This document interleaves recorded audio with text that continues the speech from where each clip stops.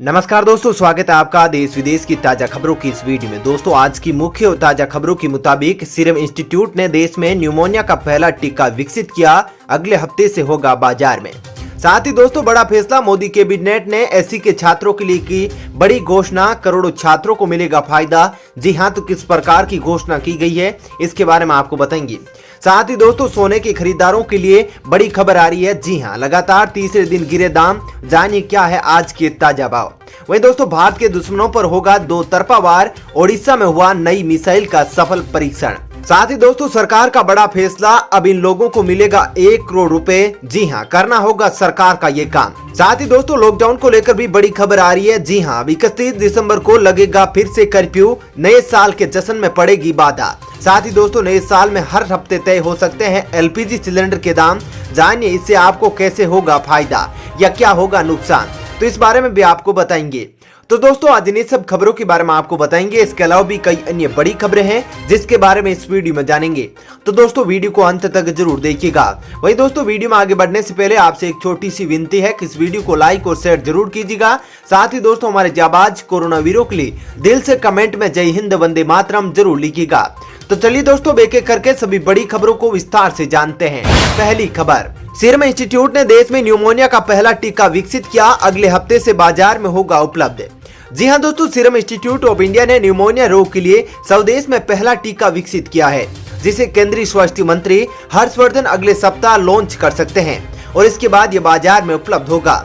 सूत्रों ने बुधवार को बताया कि यह टीका मौजूदा समय में 2 विदेशी कंपनियों द्वारा उपलब्ध करवाए जा रहे टीकों के मुकाबले काफी सस्ता होगा।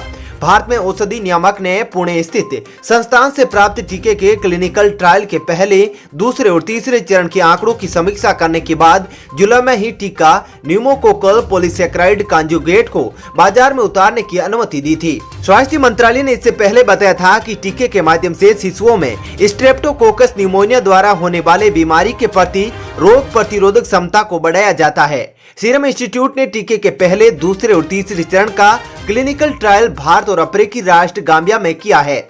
चलिए दोस्तों, जानते हैं अगली खबर। बड़ा फैसला, मोदी कैबिनेट ने एससी के छात्रों के लिए की घोषणा, करोड़ों छात्रों को मिलेगा फायदा। दोस्तों, अनुसूचित वर्ग के बच्चों को आगे बढ़ाने के लिए केंद्र सरकार ने बुधवार को एक बड़ा फैसला किया है। एससी वर्ग से आने वाले बच्चों की पढ़ाई पर अब पहले के मुकाबले हर साल 5 गुना ज्यादा राशि खर्च होगी।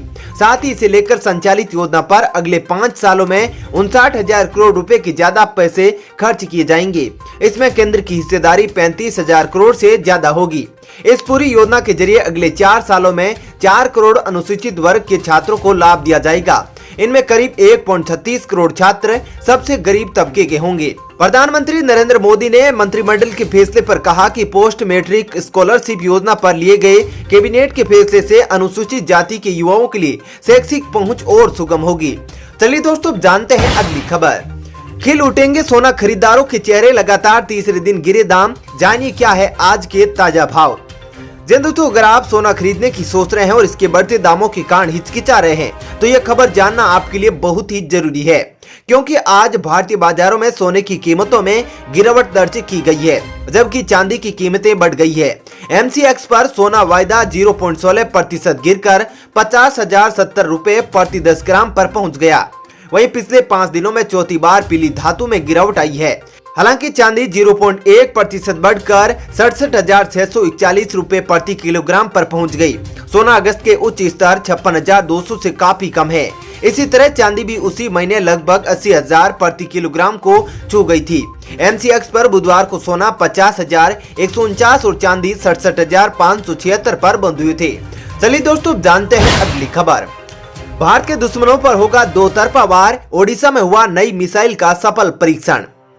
दोस्तों, भारत ने जमीन से हवा में मार करने में सक्षम मध्यम रेंज की मिसाइल MRSAM का बुधवार को ओडिशा तट से सफल परीक्षण किया। रक्षा सूत्रों ने इस बारे में बताया। उन्होंने बताया कि एकीकृत परीक्षण रेंज RTR के परीक्षण स्थल 1 से ग्राउंड मोबाइल लॉन्चर से 3:55 पर यह मिसाइल दागी गई और इसने पूरी सटीकता से लक्ष्य को भेद दिया।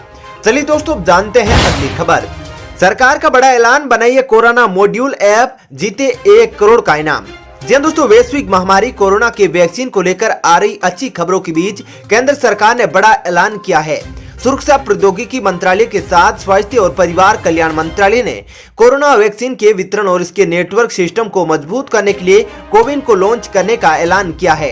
इसका डिजिटल प्लेटफॉर्म पर इस्तेमाल किया जाएगा। वहीं केंद्रीय मंत्री रविशंकर प्रसाद ने कहा कि राष्ट्रीय स्तर पर कोविड वैक्सीन वितरण प्रणाली के लिए तंत्र को प्रभावी ढंग से तैयार किया जाएगा। उन्होंने कहा कि भारत के इनोवेटर्स को कोरोना के खिलाफ लड़ाई में अहम भूमिका निभाई है। मैं भारत भर के कोरोना टीकाकरण कार्यक्रम से बाहर महत्वपूर्ण रोल के लिए कोविन मंच को मजबूत करने के लिए इनोवेटर्स को स्टार्टअप को आमंत्रित करता हूं।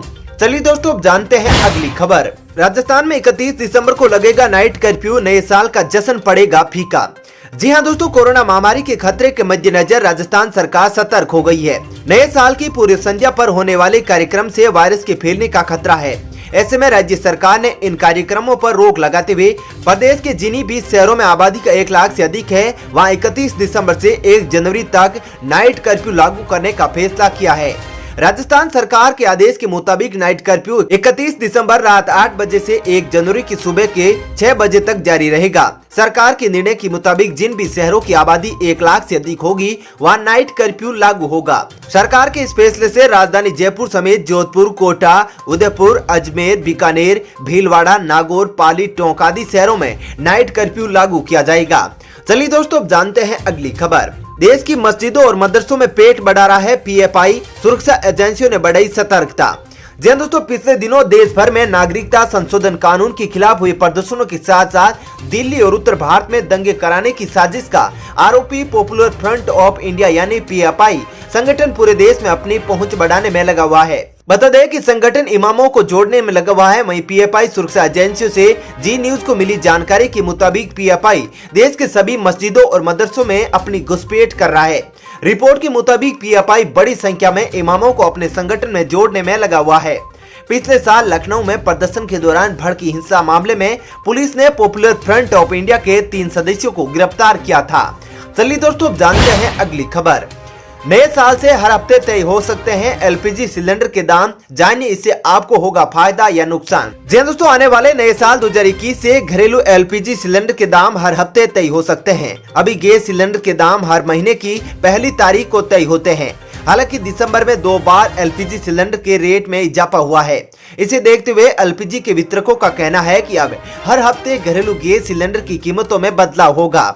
पेट्रोलियम मंत्रालय के दामों में हर रोज होने वाले उतार चढ़ाव को देखते हुए विपणन कंपनियां अब साप्ताहिक आधार पर कीमतों में बदलाव का प्लान तैयार कर रही है। कंपनियों का कहना है कि ऐसा करने से कंपनी व ग्राहक दोनों को फायदा होगा। उनके मुताबिक कंपनियों की तरफ से इसका प्रभाव केंद्रीय पेट्रोलियम व प्राकृतिक गैस मंत्रालय के पास भेज दिया जाएगा। वहां इस प्रस्ताव पर बातचीत चल रही है। वहीं बता दें कि पेट्रोल डीजल के दाम रोजाना 6 बजे तय किए जाते हैं। इससे तेल के दामों में कोई बदलाव होने पर पेट्रोलियम कंपनियां उसे आसानी से रोजाना समायोजित कर लेती है। लेकिन रसोई गैस के दाम हर महीने तय होने की वजह से उनके पूरे महीने तक नुकसान उठाना पड़ता है। चलिए दोस्तों, जानते हैं अगली खबर। बिना रिजर्वेशन वाली ट्रेन चलाएगा रेलवे, तुरंत टिकट लेकर कर सकेंगे सफर। जी दोस्तों, रेलवे बिना रिजर्वेशन वाली ट्रेन चलाएगा। ये ट्रेनें पूरी तरह जनरल कोच वाली होगी। इनमें तुरंत टिकट लेकर सफर तय कर सकेंगे। ये लोकल ट्रेनों से अलग होगी। ये पहले चरण में मंडल के एक दूसरे स्टेशनों के बीच चलेगी। जब ये योजना सफल हो जाएगी तो इन्हें एक से दूसरे मंडल के बीच भी सीमित दूरी पर चलाया जा सकेगा। कोरोना वैक्सीन आने के बाद इन्हें कभी भी शुरू किया जा सकता है। इनकी तैयारियां शुरू कर दी गई है। वहीं सभी रेल मंडलों से जानकारी भी बोर्ड ने मंगवा ली है।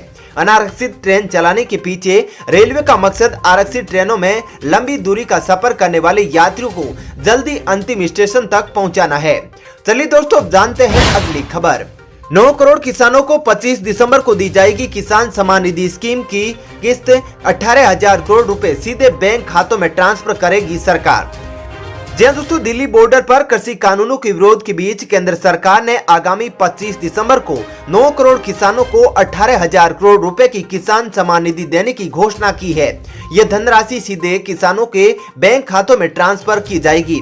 इस मौके पर प्रधानमंत्री नरेंद्र मोदी विभिन्न राज्यों के किसानों से संवाद भी करेंगे। कृषि मंत्री नरेंद्र तोमर ने पत्रकारों को बताया कि मोदी सरकार किसानों के कल्याण व सशक्तिकरण के लिए प्रतिबद्ध है। सरकार ने लगातार किसानों की सामाजिक व आर्थिक हालत में सुधार किए हैं और आगे भी यह प्रक्रिया जारी रहेगी। उन्होंने कहा कि प्रधानमंत्री किसान सम्मान निधि को इसी प्रक्रिया का हिस्सा है। इसके अंतर्गत पूर्व प्रधानमंत्री अटल बिहारी वाजपेयी की जयंती सुशासन दिवस 25 दिसंबर को 9 करोड़ किसानों को मात्र 2 घंटों के भीतर 18,000 करोड़ रुपए बैंक खातों में हस्तांतरित कर दिए जाएंगे। चलिए दोस्तों, फिलहाल इस वीडियो में इतना ही। ऐसी ही खबरें देखते रहने के लिए आप हमारे चैनल को सब्सक्राइब जरूर कीजिएगा। साथ ही दोस्तों, वीडियो के बारे में आपकी जो भी राय हो कमेंट करके जरूर बताइएगा। धन्यवाद।